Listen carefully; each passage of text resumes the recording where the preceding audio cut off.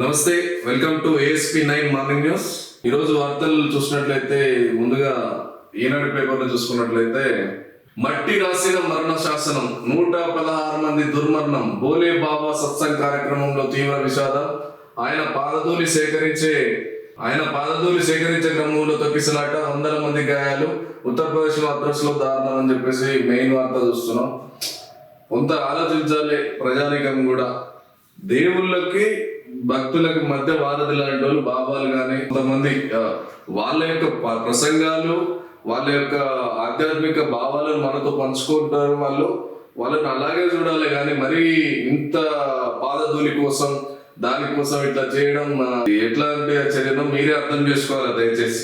PGSRTCలో 3035 కొలువులు భర్తీకి రాష్ట్ర ప్రభుత్వం ఆమోదం. అత్యధికంగా 2000 డ్రైవర్ పోస్టులు, కొత్త రకంతో సంస్థ బలోపేతం, మంత్రి పొన్నం ప్రభాకర్ రెడ్డి అని చెప్పేసి ఇక్కడ వార్త చూస్తున్నాం. భర్తీ చేసే పోస్టుల వివరాలు ఇలా ఉన్నాయని చెప్పేసి ఇక్కడ చూస్తున్నాం.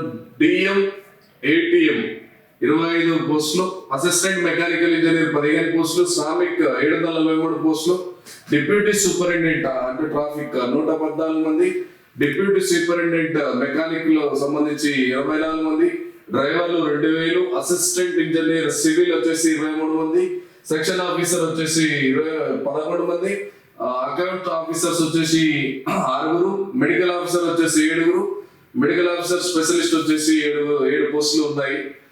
మొత్తంగా 3035 పోస్టులు భర్తీ చేసేందుకు నోటిఫికేషన్ ఇవ్వడం జరిగింది RTC డిపార్ట్మెంట్ నుంచి. మంత్రి పొన్నం ప్రభాకర్ గారు నిన్న నోటిఫికేషన్ గురించి చెప్పడం జరిగింది. మళ్ళీ మనమే వస్తాం, ఈసారి 15 ఏళ్ళు ఉంటాం.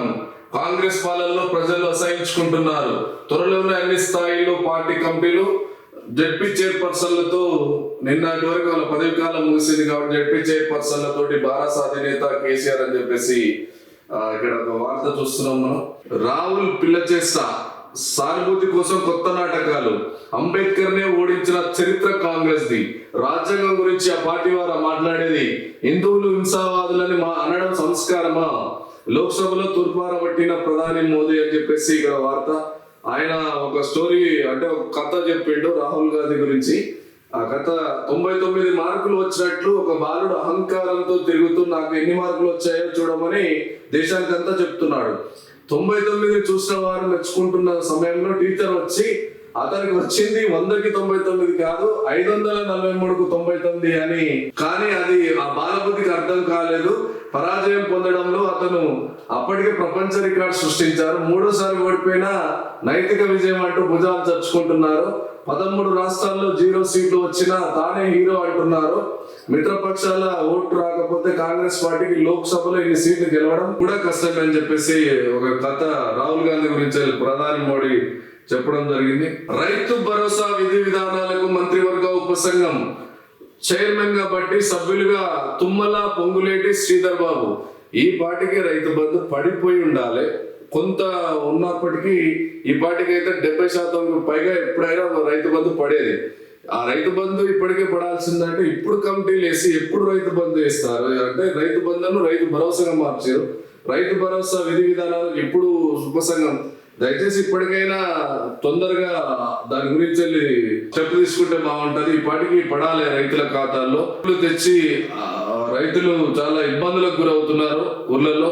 ఈ రైతు భరోసా అనేది రైతులకు ఈ టైంలో చాలా ఎంతో ఉపయోగకరంగా ఉండే ఈ యొక్క స్కీమ్ కాబట్టి దయచేసి ఇప్పటికైనా అతి త్వరగా రైతు భరోసా ప్రజలకు ఇవ్వాల్సిందిగా కోరుతున్నారు ప్రజలు. 231 మంది ఖైదీలకు క్షమాభిక్ష, ఉత్తర్వులు జారీ చేసిన ప్రభుత్వాన్ని అని చెప్పేసి ఒక వార్త ఇక్కడ మీరు చూడొచ్చు.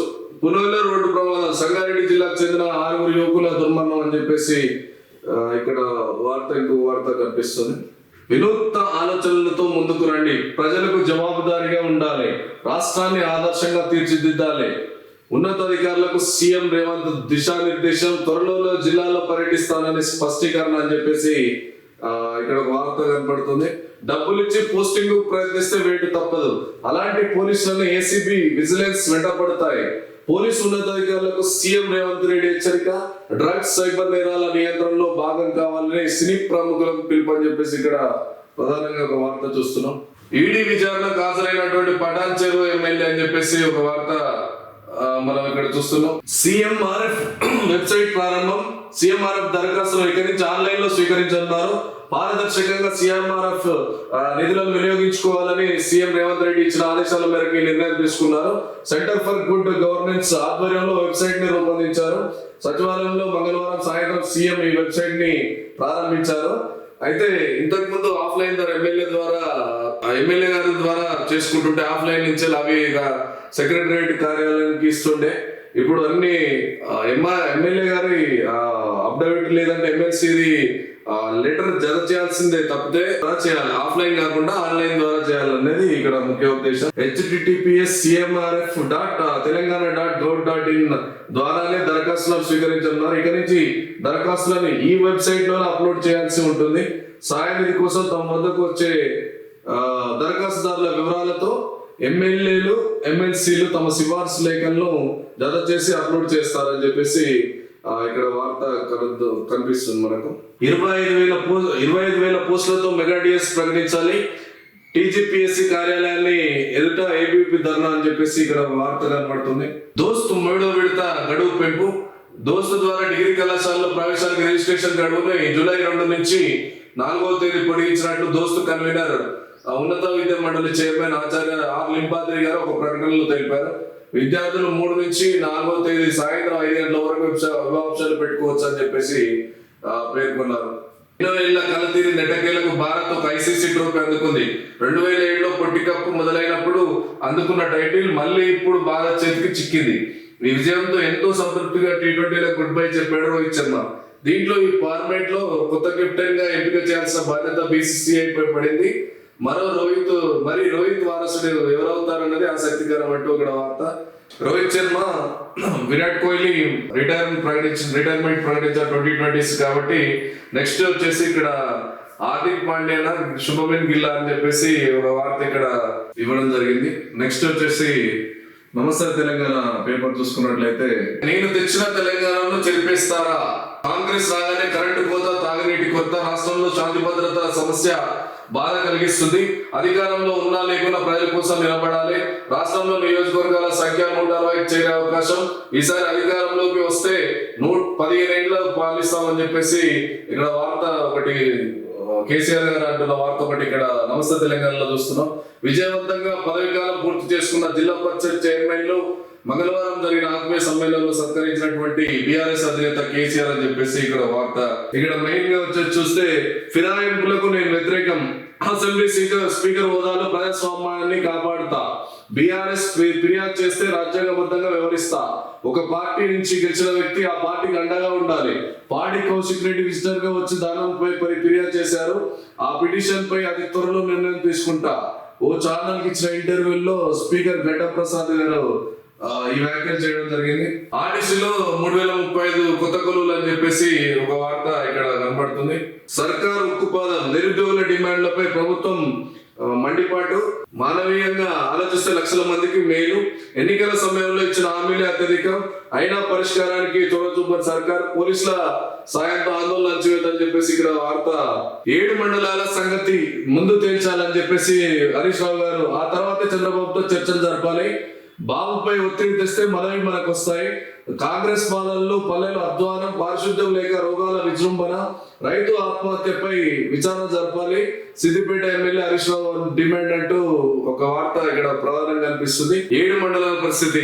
ఎన్డీఏ కూటమి ఆంధ్రప్రదేశ్ లో ఏర్పడిన వెంటనే నిర్వహించుకున్న ఒక సమావేశాల్లో చంద్రబాబు నాయుడు మాట్లాడుతూ, నేను చాలా ఇనిషియేటివ్ గా తీసుకొని ఆ 7 మండలాల్ని ఆంధ్రలో కలిపిన, ప్రధానమంత్రి అప్పుడు నాకు బాగా సహకరించిందని చెప్పేసి చెప్పిన నేపథ్యంలో ఈ 7 మండలాల ఇప్పుడు ఈ నెల 6న ఆంధ్రప్రదేశ్ ముఖ్యమంత్రితో తెలంగాణ ముఖ్యమంత్రి భేటీ సందర్భంగా ఈ అంశం, 7 మండలాల అంశం తెర మీదకి వస్తుందా రావట్లేదా, ఖచ్చితంగా ఈ 7 మండలాల గురించి సంగతి తేల్చాలని చెప్పేసి హరీష్ రావు గారు డిమాండ్ చేస్తున్నారు. హరీష్ రావు ఏమైతుందో ఏమో చూడాలి. దళిత జెడ్పీటీసీకి ఘోర అవమానం, దళిత బంధు ఇవ్వాలంటూ క్లాస్ టీషర్ట్ తో జడ్పీ సమావేశానికి జమ్మికుంట జడ్పీ సభ్యుడిని గేటు వద్ద అడ్డుకున్న పోలీసులు, జడ్పీ చైర్పర్సన్ చెప్పిన జిల్లా పరిషత్ మీటింగ్ కి అనుమతి నిరాకరణ, ఇది ప్రజాప్రతినిధులందరిని అవమానించడమే, కౌశిక్ రెడ్డి ధ్వజం, సమావేశం మధ్య నుంచే వెళ్లిపోయిన కలెక్టర్ పమ్మేల సత్పతి, ఇంకా అది వాళ్ళకే తెలవాలి. రేపు క్యాబినెట్ విస్తరణ, 10 మంది ఆశావాహులు, ఆ నలుగురు ఎవరో. మరోసారి ఢిల్లీకి సీఎం, డిప్యూటీ సీఎం రేవంత్ అస్థినాకు వెళ్ళడం ఇది 16వసారి. మంత్రుల సంఖ్య 17, 18 అని చెప్పేసి ఇక్కడ వార్త చూస్తున్నాం. మహేష్ కుమార్ గౌడ్ కి పిసిసి పీఠం అధిష్టానం ఖరారు చేసినట్లు సమాచారం అని చెప్పేసి ఇక్కడ ఒక వార్తను చూస్తున్నాం. ప్రధానంగా గత ప్రభుత్వ సమాచారాన్ని తీసేస్తారా, అదంతా ప్రజల ఆస్తి, కాపాడాల్సిన బాధ్యత సిఎస్దే. వెబ్సైట్లు, సోషల్ మీడియా ఖాతాల తొలగింపుపై కేటీఆర్ ఆగ్రహం, పునరుద్ధరించాలని సిఎస్ కు లేఖ, తొలగించిన వెబ్సైట్ వివరాలని చెప్పేసి ఇక్కడ వార్త ఇక్కడ ప్రధానంగా కనిపిస్తుంది. స్వచ్ఛందంగా దీక్ష విరమిస్తున్న, ఆరోగ్యం సహకరించడం లేదు, అవయవాలు దెబ్బతినే ప్రమాదం, ఎవరి ప్రలోభాలకు లొంగలేదు, ప్రత్యక్ష ఉద్యమంలో పాల్గొంటా, ఉద్యోగాల సాధనే లక్ష్యం అని చెప్పేసి మోతీలాల్ నిన్న విరమింపజేశారు. సీతక్క బలమూరు చెప్పినా వెళ్ళలేదని చెప్పేసి ఒక వార్త కూడా అక్కడ కనబడుతుంది. తీర్మాన్ మల్లన్నకు నిరసన సెగ, జాబ్ క్యాలెండర్ ప్రకటించాలని బీజేవైఎం ఆందోళన. భువనగిరి జెడ్పీ కార్యాలయం వద్ద ఎమ్మెల్సీ తీర్మాన్ మల్లన్నను నిలదీస్తున్న బీజేపీ, బీజేవైఎం కార్యకర్తలు అని చెప్పేసి ఇక్కడ వార్తను మనం చూస్తున్నాం. తెలంగాణ బీఆర్ఎస్ ప్రభుత్వం ఉన్న సమయంలో తీర్మాన్ మల్లన్న గారు ఇదే జాబ్ల కోసం, ఇదే నిరుద్యోగుల కోసం కొట్లాడినప్పటికీ ఇప్పుడు తీర్మాన్ మల్లన్న గారు కొంత ఎందుకు పోయిందనే విధంగా నిరుద్యోగులు ఆయనని ప్రశ్నిస్తున్న సందర్భం చూస్తున్నాం. ఏబిఎన్ ఆంధ్రజ్యోతిలో చూసుకున్నట్లయితే ప్రధాన వార్తలు వచ్చేసి ఏబిఎన్ ఆంధ్రజ్యోతి, సత్సంగ్లో తొక్కిసలాట, 116 మంది దుర్మరణం అని చెప్పేసి ఆంధ్రజ్యోతిలో మెయిన్ గా వార్త కథనం ప్రచురించడం జరిగింది. కదలాలి, కలెక్టరేట్లు దాటి బయటకు రాకపోవడంపై సీఎం రేవంత్ రెడ్డి అసంతృప్తి అని చెప్పేసి ఇక్కడ వార్త చూస్తున్నాం. అబద్ధాలు, పిల్ల చేష్టలు, రాహుల్ గాంధీపై ప్రధాని ధ్వజం అని చెప్పేసి ఇక్కడ ఇంకో వార్త చూస్తున్నాం. బ్యారేజ్లపై అబద్ధాలు, విచారణ తప్పుదోవ పట్టేలా ఇరిగేషన్ అధికారుల కుమ్మక్కు, కమిషన్ కి ఇచ్చిన అఫిడవిట్ లో కారణాలు కీలక అంశాలు అని చెప్పేసి ఇక్కడ వార్త చూస్తున్నాం. ఖమ్మం రైతు ఆత్మహత్య కేసులో 10 మందిపై కేసు, భూ వివాదంపై ఫిర్యాదు చేసిన పట్టించుకున్న అధికారులు, మనస్తాపంతోనే పొలంలోనే బలవన్మరణానికి పాల్పడ్డ రైతు ప్రభాకర్ చనిపోతూ వీడియో, రాష్ట్ర వ్యాప్తంగా చర్చ, దర్యాప్తులకు సీఎం ఆదేశం అని చెప్పేసి ఇక్కడ వార్త చూస్తున్నాం. ఛత్తీస్గఢ్ లో భారీ ఎన్కౌంటర్, 5 మావోయిస్టుల మృతుల సంఖ్య పెరిగే అవకాశం అని చెప్పి అబూజ్బర్డ్ అడవుల్లో ఆపరేషన్ పాల్గొన్న 14 మంది జవాన్లు, కొనసాగుతున్న కూంబింగ్, తుపాకులు, సామాగ్రి స్వాధీనం అని చెప్పేసి ఇక్కడ వార్త ప్రధానంగా వార్త చూస్తున్నాం.